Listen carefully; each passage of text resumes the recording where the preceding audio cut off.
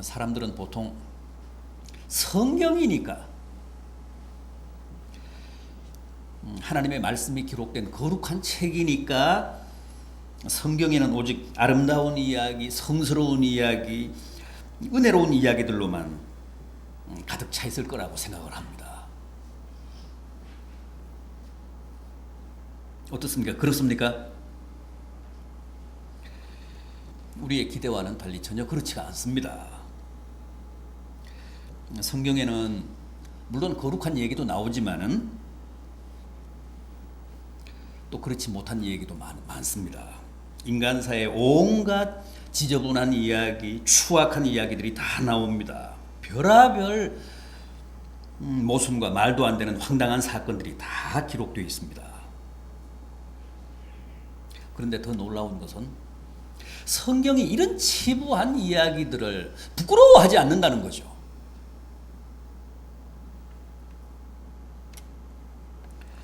감추려 하거나 축소하려거나 미화하려고 하지 않습니다.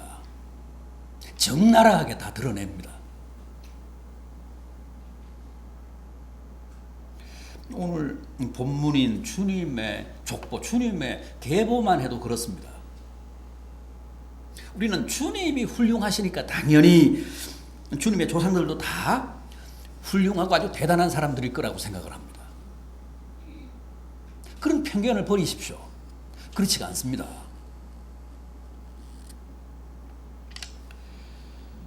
우리가 알고 있는 주님 족보의 특이한 점 하나, 뭡니까? 유대 족보에는 절대 올라갈 수 없는 여성들이 등장한다는 거죠. 한 사람도 아니고 무려 5명이나 나옵니다.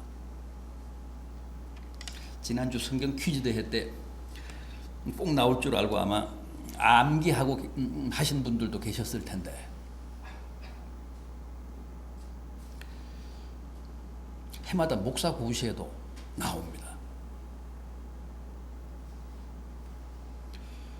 이 마태복음 1장 예수님의 족보에 나오는 여성들 모두 5명입니다. 다말, 라합, 룻, 우리아의 아내 마리아. 파격적입니다. 극히 이례적입니다. 우리나라도 몇 년 전까지만 해도 여성들은 족보에 못 올라갔잖아요.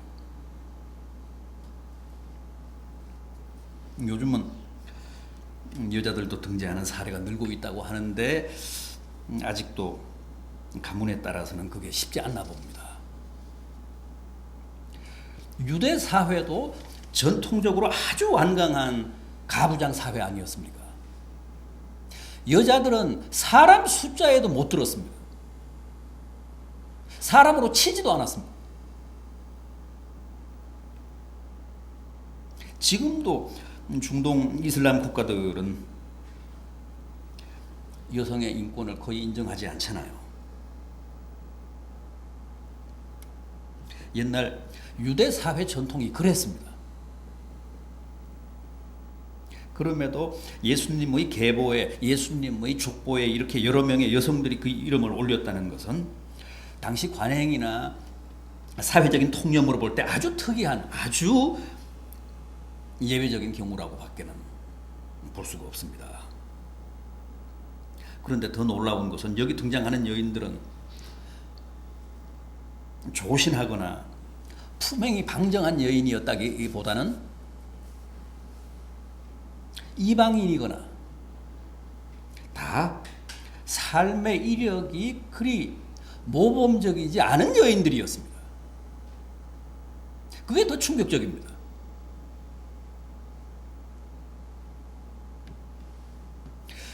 예수님의 모친 마리아를 제외하고는 누구도 성녀가 아니었습니다. 라합은 여리고성의 유명한 창녀였습니다.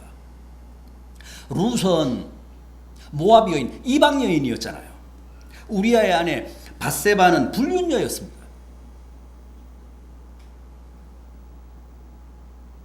그럼에도 이런 여인들이 다 예수님의 조상으로 족보에 이름을 올렸습니다.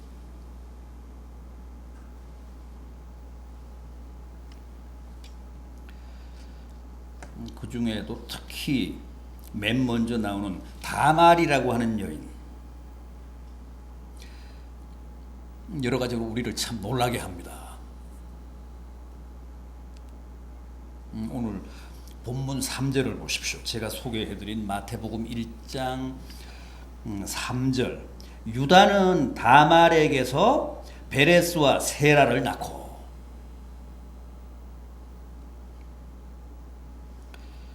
유다는 누구죠? 야곱의 12아들 가운데 넷째 아들입니다. 야곱의 아들입니다. 유다. 그 유다가 다말에게서 베레스와 세라를 낳았다고 합니다. 그러면 유다와 다말은 당연히 부부죠. 부부입니까? 놀랍게도 이 둘은 부부가 아니라 시아버지와 며느리 관계입니다. 시아버지와 며느리가 관계해서 베레스와 세라를 낳았다고 합니다. 베레스와 세라라고 하는 쌍둥이를 낳았다는 거예요. 말이 됩니까? 안 됩니까?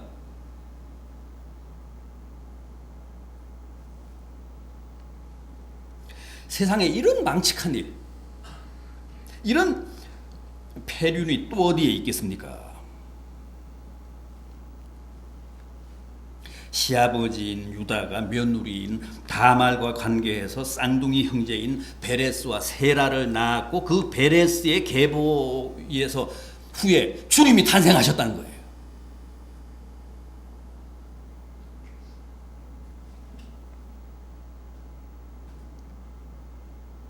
어떻게 된 노릇입니까? 원래 유다는 아들이 셋이나 있었습니다. 엘, 오난, 셀라, 이렇게 아들 셋이 있었습니다. 그런데 장남 엘이 이 다말과 결혼을 해서 미처 자식을 못 보고 요절을 했습니다. 이스라엘의 전통적인 혼례법에 의하면 형이 자식 없이 죽으면 그 동생이 형수와 결혼을 해서 형의 대를 잇게 해줘야 합니다. 이게 바로 신명기 25장에 나오는 시형제 혼례법이라는 겁니다. 이스라엘뿐만 아니라 당시 근동 지방에는 어느 나라나 이런 관습법이 있었습니다. 맞이에 대를 잇게 해줘야 됩니다. 동생들이. 따라서 유다도 첫째인 엘이 죽자 다시 둘째인 오난으로 하여금 형수인 다말과 결혼해서 형의 대를 잇게 했습니다. 그런데 정작 오난은 생각이 달랐습니다. 비록 혼례법에 의해서 형수와 결혼은 한다고 해도 자신의 씨로 낳은 자식이면 자기 아들이지 그게 왜 형의 아들이 돼야 되느냐는 거죠.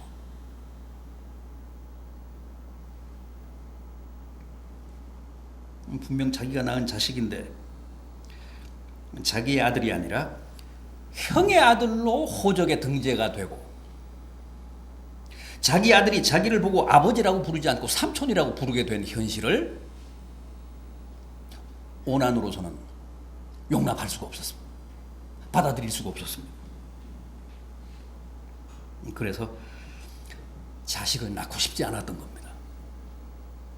창세기 38장 9절을 보면 오난이 형수와 결혼을 해서 관계를 가질 때마다 자신의 씨를 주지 않으려고 땅에 사정을 했다고 합니다. 체외 사정을 했다는 거예요. 관계를 맺을 때마다 고의로 그렇게 한 겁니다. 그런데 이게 하나님 보시기에 악한 짓이었다는 거죠. 그래서 하나님이 다시 그 오난을 치십니다. 그래서 죽이십니다. 그래서 오난도 형처럼 요절했습니다. 자식을 못 보고 죽은 거예요.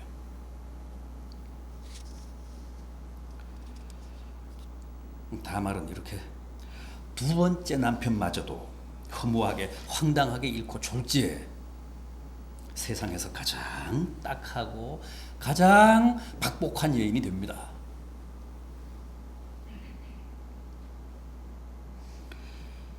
시아버지인 유다도 그렇습니다. 며느리 하나가 잘못 들어와서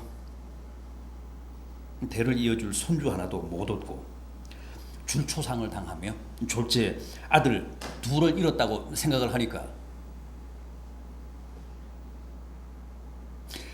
며느리 꼴을 보기 싫습니다. 이러다가는 자칫 막내 셀라까지도 죽이게 생겼습니다. 가문의 아주 대가 끊길 판입니다. 그래서 무슨 핑계를 대서라도 다말을 친정으로 보내야겠다고 생각을 합니다. 창세기 38장 11절을 보면 유다가 그의 며느리 다말에게 이르되 내 아버지 집에 가서 수절하고 막내 셀라가 장성하기를 기다리라 하니 유다가 셀라도 그 형들처럼 죽을까 염려함이라. 저 며느리를 내 집에 뒀다가는 막내까지도 이렇게 생겼다는 거죠. 그래서 친정에 가서 수절하고 있으라. 그러면 저 막내가 이제 성인이 되면 때가 되면 내가 너를 다시 부르마. 다말은 너무너무 슬펐습니다. 시아버지인 유다에게 매달려 사정을 합니다. 아버님, 저 그냥 아버님 곁에서 살면 안 될까요? 시집을 온 이상 여기가 제 집이잖아요. 제발 이 집에서 저를 쫓아내지 말아주세요. 저는 이 집 며느리예요. 부디 이 집 가문의 씨를 받아 대를 잇게 해주세요. 아버님, 제발 절 이 집에서 계속 살게 해주세요. 다말이 시아버지 유다 앞에 머리를 조아리고 액을 복걸했습니다마는 그럴수록 유다는 더욱 강경했습니다. 왜 그렇게 너는 말귀를 못 알아듣느냐? 막내가 성인이 되면 반드시 내가 널 다시 데려오겠다고 하지 않느냐? 당장 보따리를 싸서 친정으로 가라. 결국 다말은 더 버티지 못하고 시집에서 쫓겨나 친정으로 돌아갑니다. 그런데 그 이후 아무리 기다려도 시아버지가 다말을 다시 불러주지 않는 겁니다. 그 사이에 시아버지 유다도 부인을 잃고 이제 호라비가 되어 살아가고 있고 막내 아들 셀라는 이미 성인이 됐습니다. 성인이 되고도 지금 몇 해가 더 흘렀습니다. 그런데도 시아버지가 다말을 불러주지 않는 거예요.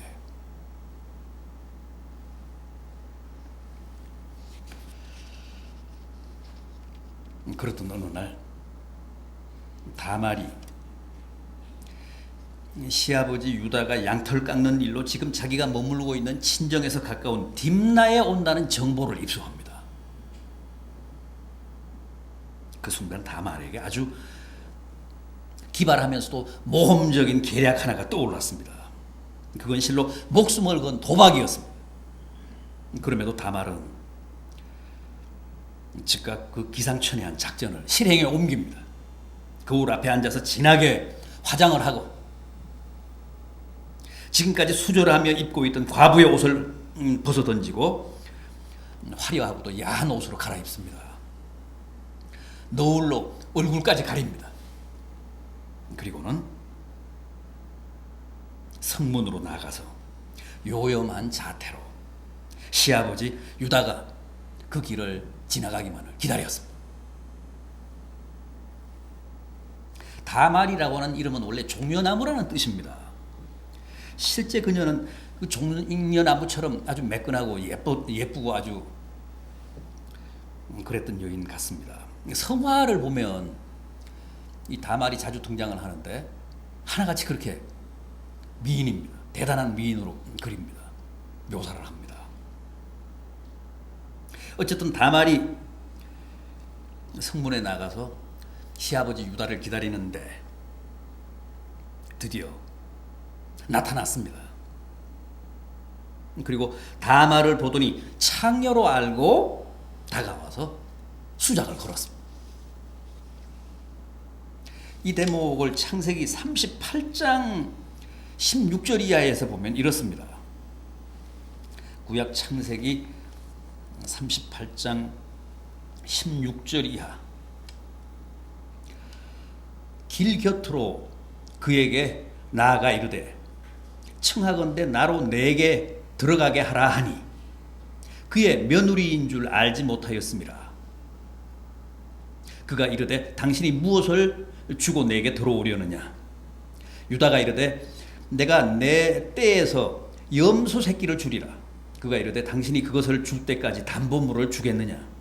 유다가 이르되 무슨 담보물을 내게 주랴. 그가 이르되 당신의 도장과 그 끈과 당신의 손에 있는 지팡이로 하라.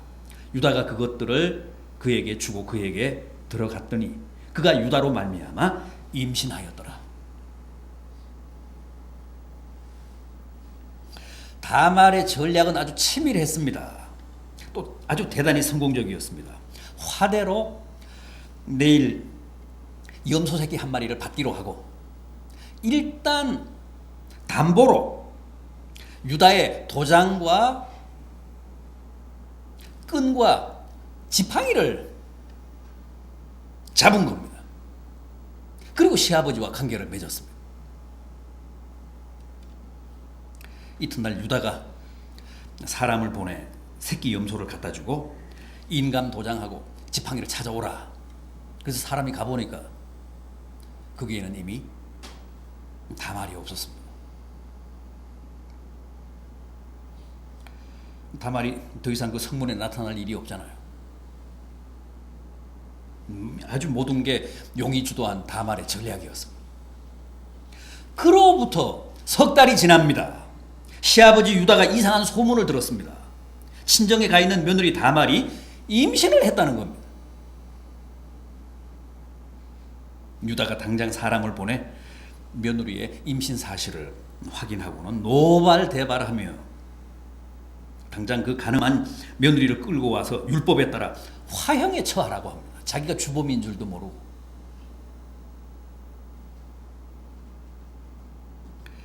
드디어 다말이 시아버지 유다 앞에 끌려왔습니다.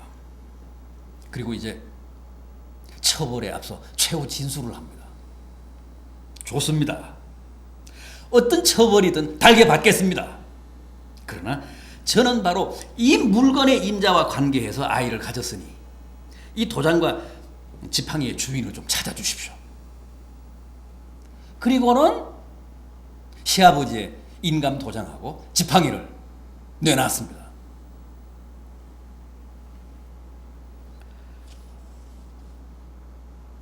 유다가 경악을 금치 못하며 두 손 두 발을 다 듭니다. 그래, 내가 졌다. 네가 옳았다. 내가 막내 아들 셀레를 주지 않자 너가 이렇게라도 해서 이 가문의 후사를 얻으려 했구나. 그러면서 며느리 다말의 그 극단적인 선택에 승복을 합니다. 내가 잘못했다. 네가 옳았다. 나를 용서해다오.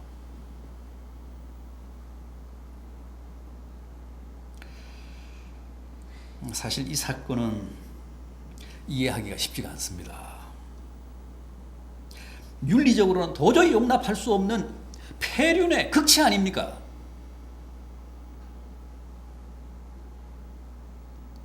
그럼에도 엄연히 이런 여인이 주님의 조상으로 그리스도의 족보에 올랐고 또 그 시아버지와 며느리 사이에서 태어난 불륜의 아들 베레스가 유다 지파의 가계를 잇는 메시아 계보의 주자가 됐습니다.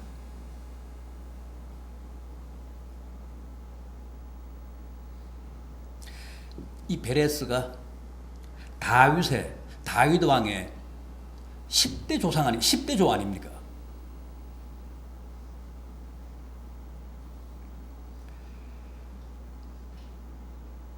이런 역사적인 사실을 오늘 우리가 과연 어떻게 이해를 하고 어떻게 받아들여야 옳은가 하는 겁니다.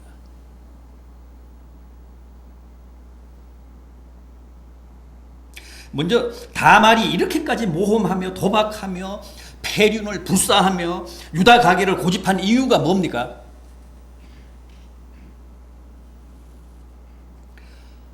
다말은 알고 있었습니다. 아브라함과 이삭과 야곱으로 이어지는 하나님의 축복의 약속이 바로 유다의 가계를 통해 계승된다는 사실을 확신하고 있었던 겁니다. 그래서 필사적으로 그 가계에 남기를 원했고 또 자기가 바로 그 계보의 주자를 출산하기를 간절히 소원했던 겁니다. 그랬기 때문에 남편을 둘씩이나 잡아먹은 여인이라는 소리를 들으면서도 절대 포기하지 않고 끝까지 막내인 셀라까지 기다렸는데 결국 시아버지가 그 약속을 지키지 않자 이번에는 아예 그 시아버지를 공략해서 씨를 받아 극적으로 임신에 성공한 겁니다.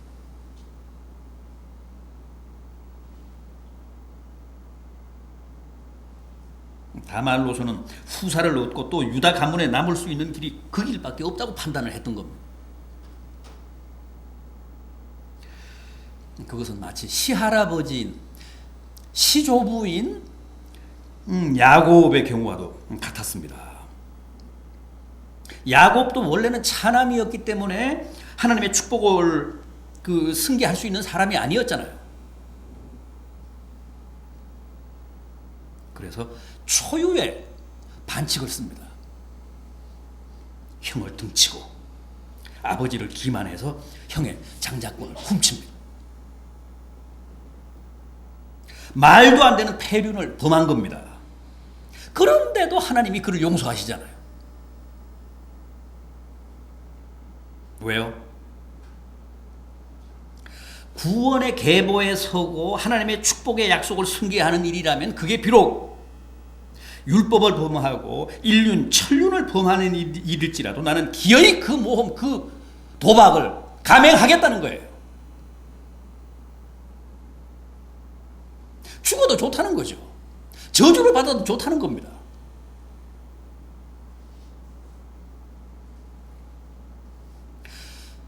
그런 믿음을 하나님이 높이 사신 겁니다. 다말도 마찬가지입니다. 비록 윤리나 도덕이나 계명을 범하고 끌려나가서 자칫 화형을 당할지도 모를 일이지만은 그게 하나님의 약속을 승계하는 길이고 구원의 가계에 남는 일이라고 하면 절대 포기할 수 없다는 거예요. 그 모험, 그 도박하겠다는 거죠.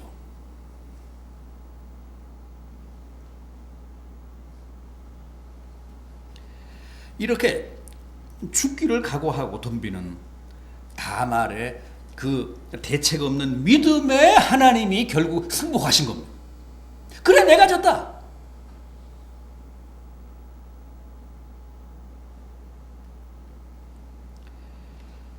다말에게는 바로 그런 믿음이 있었습니다. 정말 누구도 흉내낼 수 없는 극단적인 믿음, 비상한 살인적인 믿음이 있었습니다. 그게 윤리며 도덕이며 모든 걸 다 상대화한 겁니다.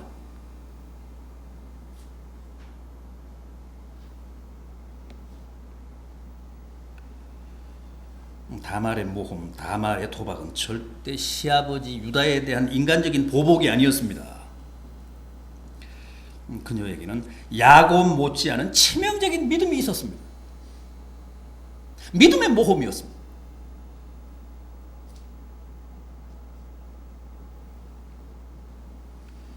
그래서 하나님이 그 믿음에 감복하신 겁니다.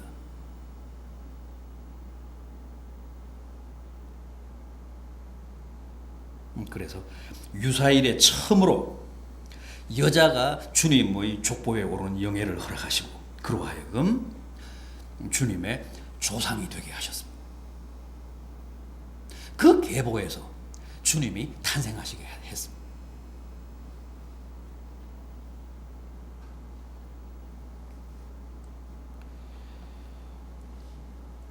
야곱의 얘기나 야곱의 손주 며느리인 이 다말의 얘기는 오늘 우리들에게도 충분히 논란의 여지가 없지 않아 있습니다. 아무리 목적이 아름답다고 해도 그런 부도덕한 방법이나 수단이 정당화될 수 있느냐 하는 거죠. 늘 말씀드리지만은 성경을 읽기 위해서 우리가 촛불을 훔칠 수는 없잖아요. 헌금을 하기 위해서 우리가 절도나 강도짓을 할 수는 없지 않습니까? 목적이 선하고 숭고할수록 수단이나 방법이나 과정도 옳고 정당해야 맞습니다. 그럼에도 이 다말 사건이 우리에게 주는 메시지가 뭡니까? 우리가 구원의 반열에 서고 메시아의 계보에 우리의 이름을 등재하는 일이야말로 궁극적인 선이고 절대적인 가치이기 때문에 이 세상 모든 것을 상대화하고 그게 불륜이 아니라 폐륜이라고 해도 일륜이 아니라 천륜이라고 해도 그걸 범하면서라도 기어이 모험하고 도박해서 쟁취하는 게 맞다는 거죠.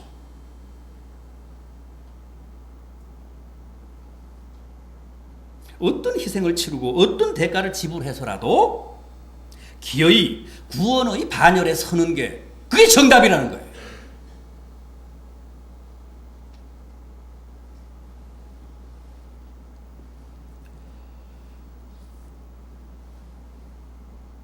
다말은 이렇게 상상을 초월할 만큼 구원의 가게에 서는 일에 완전히 환장한 여인이었습니다.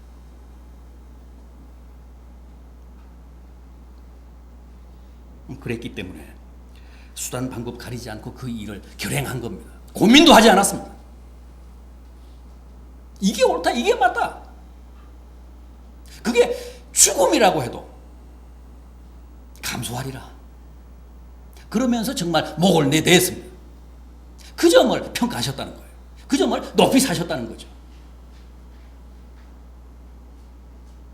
말도 안 되는 불륜이고 폐륜인데도 그거 다 용서하시고 예수님의 위대한 조상이 되게 했습니다.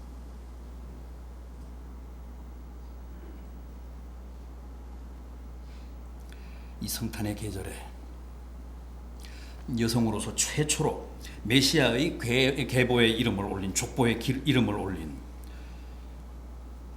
다말이라는 여인의 이 가공할 믿음을 한번 깊이 생각해 보시기 바랍니다. 목숨을 걸고 모험한 그녀의 비상한 선택과 결단을 한번 깊이 사색해 보시기 바랍니다.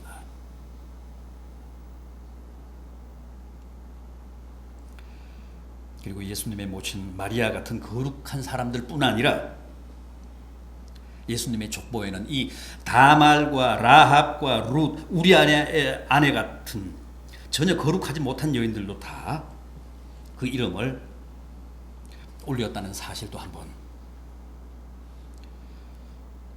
곰곰이 생각해 보시기 바랍니다. 사실 그렇기 때문에 오늘 우리들의 이름도 다 구원의 반열에 오른 겁니다.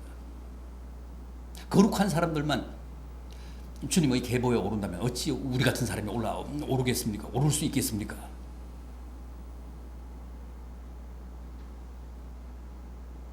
다말, 라합, 룻, 우리아의 아내 같은 사람들이 먼저 그 이름을 주님의 계보에 등재했기 때문에 오늘 그다지 거룩하지 못한 우리의 이름도 다 주님의 계보에 오를 수 있다는 사실, 오를 수 있었다는 사실을 생각하며 깊이 감사하는 복된 성도들 되시기를 진심으로 기원합니다.